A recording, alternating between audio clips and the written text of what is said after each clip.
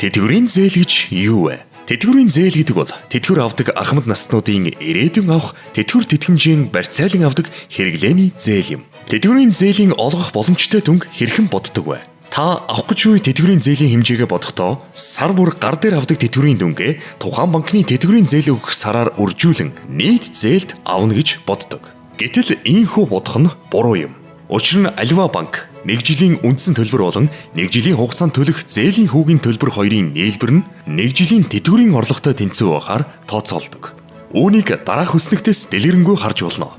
Таны авч буй зээлийн хугацаа 1 жил, зээлийн хүү жилийн 18% гэж үзвэл таны банкнаас авах зээлийн хэмжээ таны тэтгэврийн 1 жилийн орлогоос хамаарч тус бүр өөр байна. Жишээ нь таны тэтгэврийн орлого жилийн 3 сая төгрөг гэж үзвэл банк танд 2 сая 726 мянган төгрөгийн зээл олгох бөгөөд та хүүгийн төлбөрт ойролцоогоор 274 мянган төгрөг төлөх юм.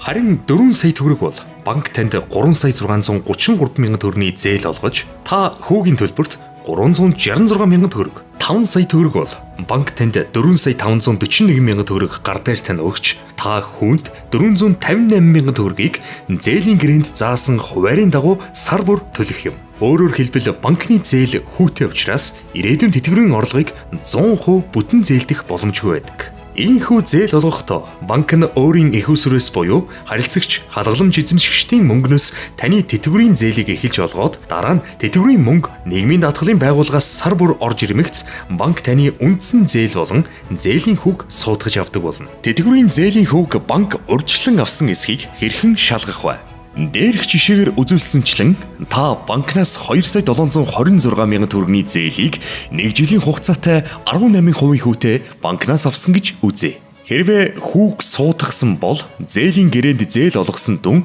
3 сая төгрөг гэж бичсэн байх ба зээлийн хүүг зээл олгох үед бөөн дүнгээр суудгасан байна. Харин хүүг суудгаагүй бол зээлийн гэрээнд 2 сая 726 мянган төгрөгийн зээл олгосон гэж бичиж зээлийн хүүг зээл олгосны дараа сараас эхлэн сар бүрийн зээлийн үлдэгдэл дүнгээс 1.5% хүү бодож суудгасан гэсэн үг. Энэ хоёр нь хоорондоо өөр мэт боловч та ялгаагүй гар дээрээ 2 сая 726 мянган төгрөг авах юм.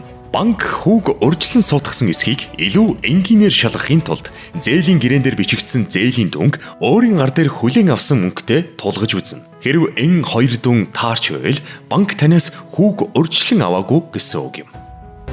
Монгол банк